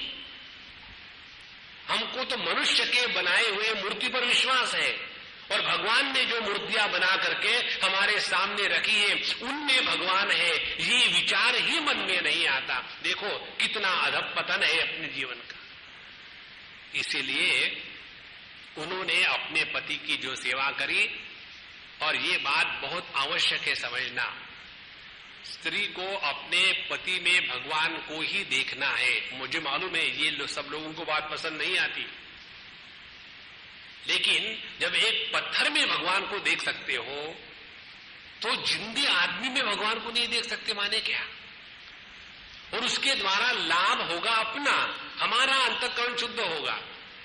तो उन्होंने इस प्रकार से अपने पति की बहुत सेवा करी। और जब उनकी तपस्या पूरी हो गई तो उन्होंने कहा कि देखो, तुमने मेरी इतनी तपस्या के समय सेवा करी, बताओ मैं तुमको क्या दे सकता हूं? तो उन्होंने कहा कि सकृत अंग संगो भूयात। पति पत्नी का विवाह इसीलिए होता है कि उनका शरीर संपर्क स्थापित होए और बच्चा होए। इसीलिए मेरा ये जो देह है ये भी सफल हो जाएगा और अपना दाम्पत्य जीवन भी परिपूर्ण होगा और भगवान की दया से बच्चे भी हो जाएंगे। तो कर्दम ऋषि ने कहा कि बिल्कुल इसमें कोई संदेह नहीं, तुम्हारी इच्छा पूरी होगी। लेकिन ये जो देवहूति जी थी उनको अच्छा नहीं लगा। क्यों? कि उन्होंने अपने देह की तरफ देखा, इतनी एक कठिनाई की तपस्या करके करके पूरा उनका देह सूखा सूखा गया था। और कर्दम ऋषि को देखा, उनका भी देह तपस्या के कारण सूखा सूखा गया था। तो ये बात उनको समझ में आ गई। बोले कुछ फिक्र मत करो। उन्होंने अपनी योग शक्ति से वहां एक दिव्य विमान निर्माण किया और उस विमान को बहुत बड़ा विस्तार का विमान था और उसमें एक बहुत सुंदर अमृत कुंड था। उसमें जाकर के दोनों ने स्नान किया। वहां अनेक प्रकार की दासियां इत्यादि आ गई और स्नान करते ही इनका सबका जो यौवन था वापस आ गया। और उसके बाद उन्होंने सिद्ध के साम्राज्य में बैठ करके चारों तरफ अनेक सालों तक उन्होंने भोग किया और दंपत्ति जीवन का समय बिताया। ऐसा करते करते उनको 9 कन्याएं प्राप्त हुई, 9 लड़कियां पैदा हुई। उन्होंने 9 लड़कियों का 9 ऋषियों के साथ विवाह कर दिया और फिर कहा देवहूति से कि चलो अब तो मेरा काम खत्म हो गया, फिर मैं अपनी तपस्या करने के लिए जाता हूं, थैंक यू वेरी मच। बोले नहीं जी, आपने मुझे ऐसा वचन दिया था कि जब तक पुत्र नहीं होगा आप मेरे साथ रहेंगे, अभी तो कन्याएं हुई थी, पुत्र कहां हुआ है। और फिर यदि पुत्र हो जाता तो अच्छा है, और आपको तो भगवान ने आशीर्वाद भी दिया था कि वो स्वयं आपके पुत्र के रूप में अवतार लेंगे। तो उन्होंने मान लिया और फिर योग्य समय पर उनको पुत्र हुआ जो कपिल देव के नाम से प्रसिद्ध है। और उन्होंने कहा कि ठीक है, भगवान कपिल देव के रूप से आपके गर्भ में आएंगे और फिर भगवान का उनके पास उनके द्वारा देवहूति के माध्यम से अवतरण होता है। इसमें जो सगुण साकार निराकार के चक्कर में बैठे हुए लोग हैं उनको स्पष्ट समझ ले। परमात्मा को केवल निर्गुण निराकार करके पकड़ेंगे तो कुछ नहीं होगा जीवन में। भगवान को केवल सगुण साकार करके उसी में फंसे रहेंगे तो कुछ नहीं होगा। परमात्मा को समझना माने वो निर्गुण निराकार है, लेकिन सगुण साकार होने का उनको टोटल फ्रीडम है, लेकिन सगुण साकार होने के बावजूद भी उनके निर्गुण निराकारत्व में कोई हानि नहीं होती। इस प्रकार से जो सब में व्याप्त है फिर भी सबके जो परे है, ऐसा परमात्मा तत्व, इसी प्रकार से उसका आत्म रूप से ज्ञान होना है। तो इस प्रकार से कर्म के क्रिया के दृष्टि से वराह का अवतार हुआ और फिर ज्ञान के दृष्टि से हमारे कपिल देव भगवान का अवतार हुआ। और जैसे कपिल देव जी का जन्म हो गया तो ब्रह्मा जी आए, उन्होंने स्तुति करी, देवता लोग आए, उन्होंने स्तुति की। करदम जी ने अपने बच्चे को नमस्कार किया, पुत्र को नमस्कार किया और कहा कि हे भगवान, आप तो आ गए हैं, अब मेरा काम हो गया है और अब आप अपने माँ की देखभाल करिए, मैं जाता हूं और अपने स्वरूप में विलीन होना चाहता हूं। और उन्होंने अपने पत्नी और बच्चा उनको नमस्कार करके वहां से चले गए तपस्या करने के लिए। ध्यान से सुनना, ऐसा प्रसंग आपको 1000 बार मिलेगा भागवत में। अपने प्रत्येक के जीवन में ऐसा समय आना आवश्यक है कि जब दुनिया से स्वयं उपरत होकर के अब अपना जितना आखिरी समय है केवल परमात्मा के लिए लगाओ। इस दुनिया की समस्याओं को शांत करने के बाद यदि भगवान का नाम लेने की सोचोगे तो ये कभी नहीं होगा। We have to draw a line. हमको एक लाइन खींचनी है कि यहां तक, इसके बाद नहीं तो खत्म ही नहीं होगा सिनेमा। इसीलिए जो वानप्रस्थ का समय आता है, उस वानप्रस्थ के समय में हमको अपने जीवन को एकदम मोड़ देना है। तो उन्होंने असंगता से अपनी पत्नी और पुत्र का त्याग करके और फिर चले गए तपस्या करने के लिए। और यहाँ देवहूति जी ने कपिल देव की देखभाल करी, वो बड़े हो गए और फिर उन्होंने अपने पुत्र से कहा कि हे भगवान, आज तक तो मैंने अपने पूरे जीवन को इंद्रिय और उसके विषय इसी में लगा करके बर्बाद कर लिया है। अब मेरा मन इन सब चीजों से हट गया है। ये संपूर्ण विश्व परमात्मा स्वरूप है, ऐसा हमने बहुत सुना है, लेकिन ये ज्ञान मुझे अभी तक नहीं है। तो मुझे ऐसा ज्ञान दीजिए जिसके द्वारा ये जो मैंने सुना है संपूर्ण विश्व परमात्मा स्वरूप है, इसका अनुभव मुझे आएगा और मैं इस बंधन से मुक्त हो जाऊंगी। इसके ऊपर में कपिल जी महाराज कहते हैं, चेतः खल्वस्य बंधाय मुक्त चात्मनो मतम गुणेशु सक्तम बंधाय रतम वा पुंसी मुक्त। कि देखो, ये बंधन और मुक्ति जो है ये केवल अपनी ही मन की कल्पना है। परमात्मा ना तो बंधन में है ना तो उसकी मुक्ति होती है। आप ध्यान से सुनना, इसको एक बार क्लिक हो जाए ना भगवान की दया से, समझ लेना अपना ये भागवत कथा का सप्ताह सफल हो गया। कौन सी बात? एक लड़का लड़की निश्चय करते शादी कर लेंगे, शादी कर लेते हैं। शादी किस लिए करते हैं? ताकि सुखी रहे। और शादी करने के बाद कुछ दिनों के बाद पता चलता है कि गड़बड़ हो गया। We could not click with each other. This is the latest term, we could not click with each other. फिर क्या करें? डाइवोर्स कर लो। डाइवोर्स कर लिया और फिर ठीक है।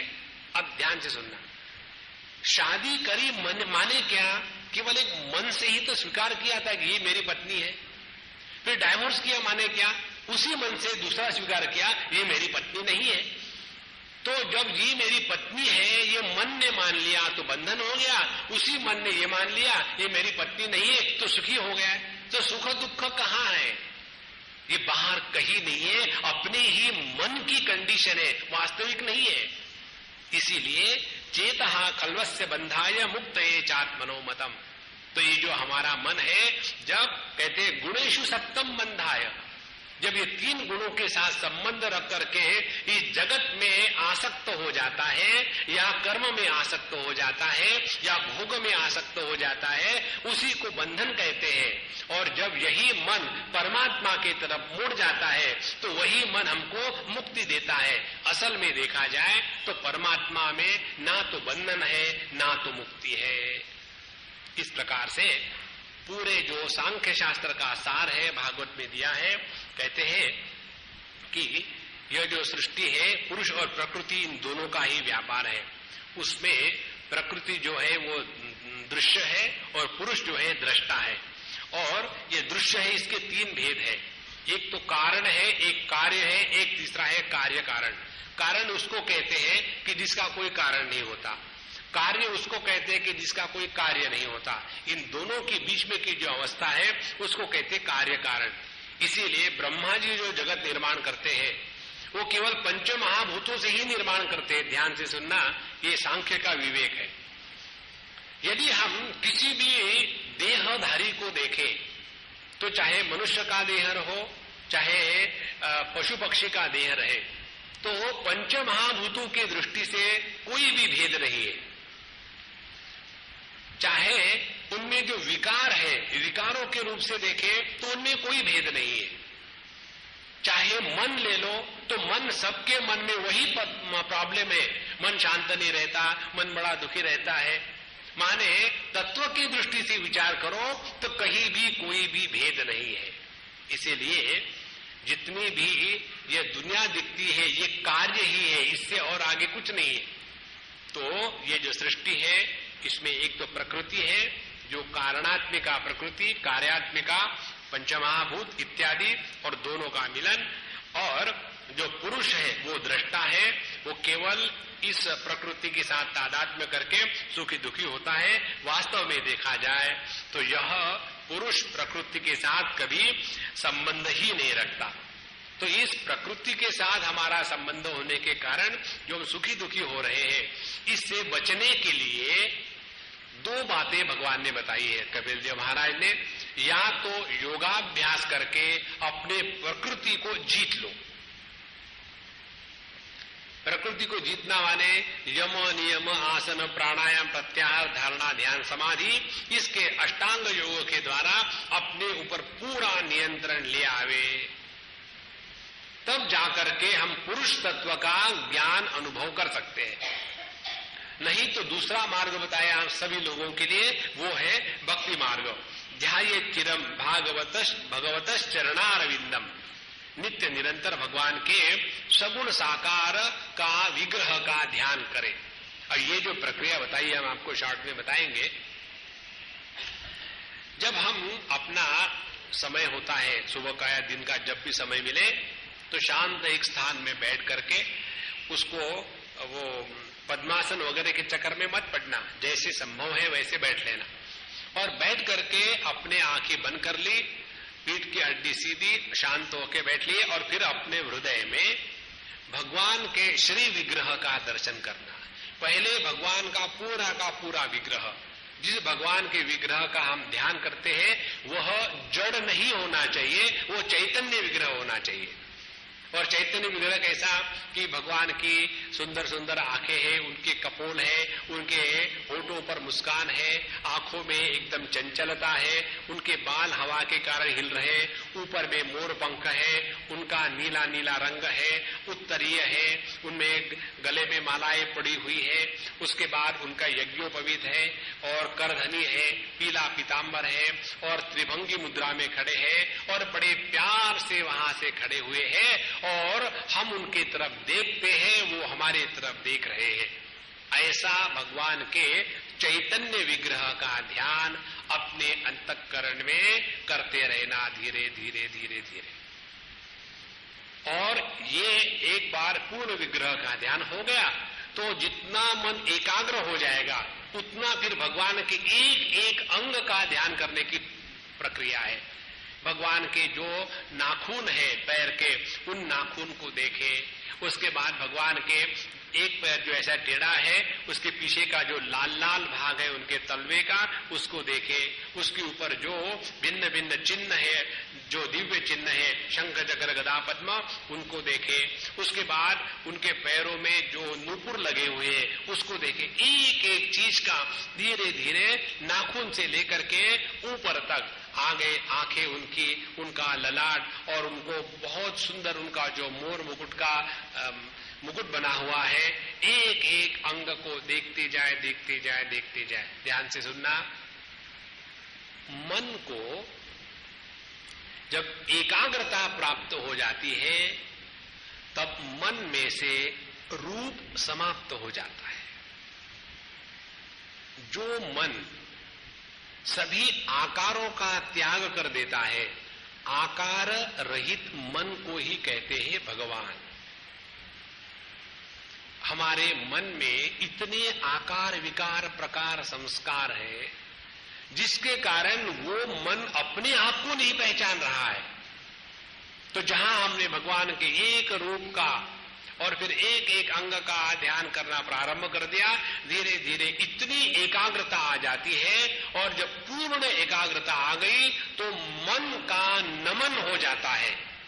जो कहते हैं ना भगवान को नमन करो, नमन करने का तात्पर्य यही है, मन जो है उसको हटा दो। इसलिए न मन, फिर वो मन नहीं रहा, फिर वो क्या हो गया, वही जो मन है अब वो चैतन्य हो गया। अपने मन के चैतन्यीकरण के प्रक्रिया को कहते हैं ध्यानाभ्यास। ये भक्ति साधना के अनुसार ध्यान का अभ्यास है। और धीरे धीरे ऐसा करते करते मन भाव समाप्त हो जाता है। और मुक्ताश्रयम यद ही निर्विषयम विरक्तम निर्वाण मृच्छति मनः सहसा यथार्ची।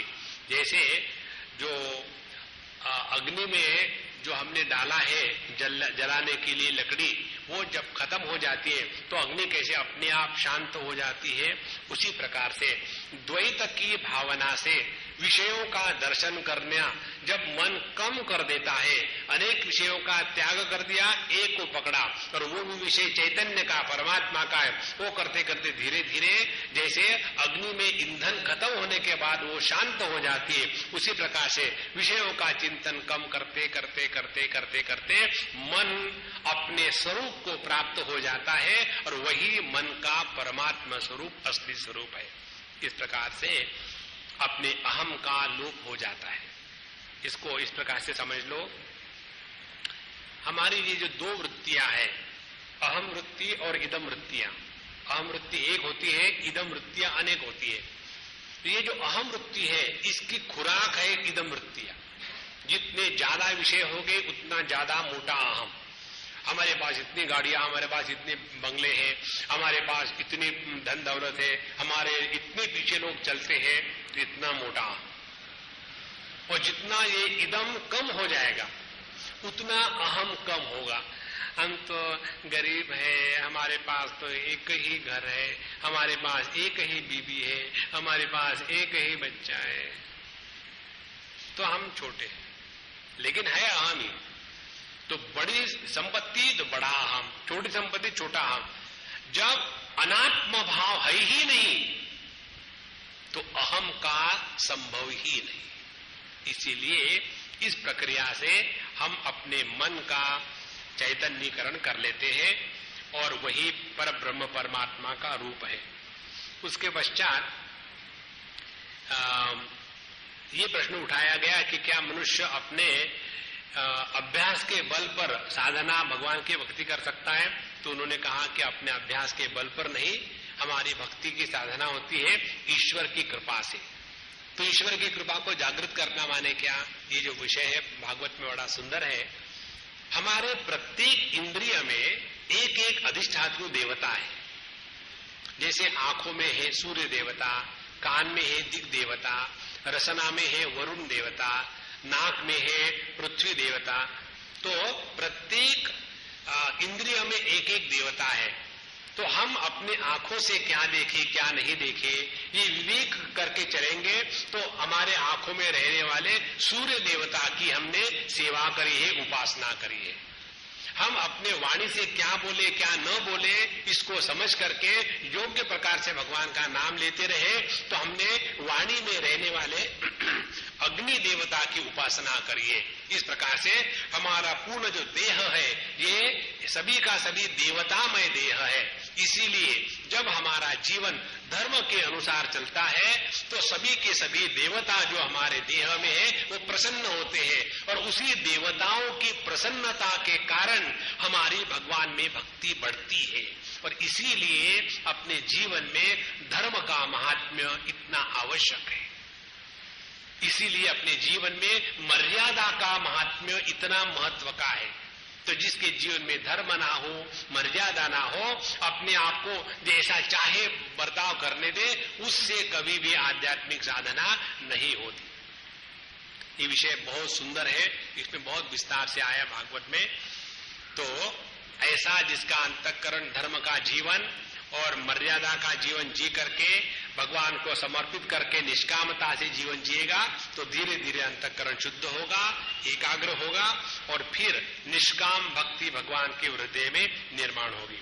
और जब हमारे मन में सकामता रहती है, निष्कामता नहीं है, तो इंद्रिय चंचल है, मन चंचल है, तो हम कभी भी भगवान की भक्ति नहीं कर सकते। इसीलिए भगवान के नाम स्मरण ध्यान से मन को एकाग्र करें और अपने इस अन्नमय प्राणमय मनोमय विज्ञानमय कोशों को जला करके परमात्मा में एक हो जाए। भक्ति के भी 3 प्रकार बताए हैं, तामसिक, राजसिक, सात्विक। तामसिक भक्ति वो है जो दूसरों का सत्यानाश करने के लिए पूजा करते हैं। राजसिक भक्ति वो है कि जिसके द्वारा हम अपने जीवन में जगत के वस्तुओं को चाहते हैं। और सात्विक भक्ति वो है कि जिसके द्वारा हम भगवान के प्राप्ति के लिए प्रयत्न करते हैं। और इससे भी बढ़िया भक्ति वो है कि जहां हम परमात्मा को आत्म स्वरूप से पहचानना चाहते हैं, ये है गुणातीत भक्ति।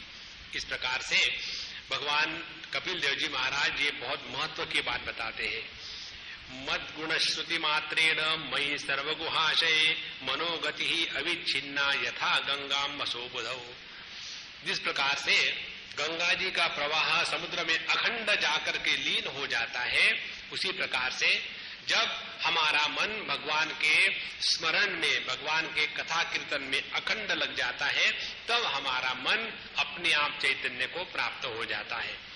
और आगे कहते हैं, अहम सर्वेषु भूतेषु भूतात्मा वस्थित सदा तम अवज्ञाय मां मर्त्यः कुरुते अर्चा विडंबनम द्विषतः परकाये मां मानिनो भिन्न दर्शिनः भूतेषु बद्धवैरस्य न मनः शांति मृच्छति।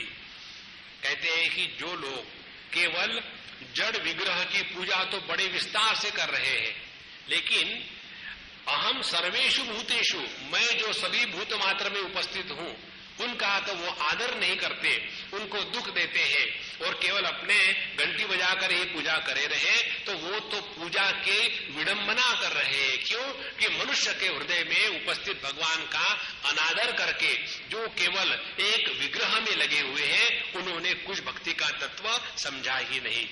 और मैं सभी के हृदय में निवास करने वाला हूं, और इसीलिए जब हम किसी का द्वेष करते हैं तो भगवान का द्वेष होता है। तो ऐसा जो भूतेषु बद्ध वैरस्य, जो सभी के साथ वैर करता है, उसको कभी भी शांति नहीं मिलती, क्योंकि वो मेरे से वैर कर रहा है।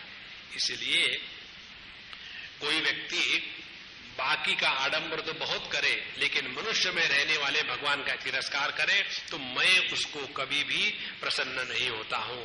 अथ माम सर्वभूतेषु भूतात्मानं कृतालयम अर्हे दानमानाभ्याम मैत्राभिन्नेव चक्षुषा। इसीलिए मैं सभी प्राणी मात्र में रहने वाला हूं, ये जान करके सभी को दान पान पुण्य इत्यादि के कार्य करके सबका आदर करना चाहिए, सबके साथ दोस्ती रखनी चाहिए, किसी के साथ कोई बुरी भावना नहीं रखनी चाहिए। देखो, भक्ति करे और सबके साथ दुश्मनी करे, ये भक्ति की विडंबना है। हमको तो सब अपने ही है, कोई पराया नहीं, क्योंकि सभी में वही परमात्मा है।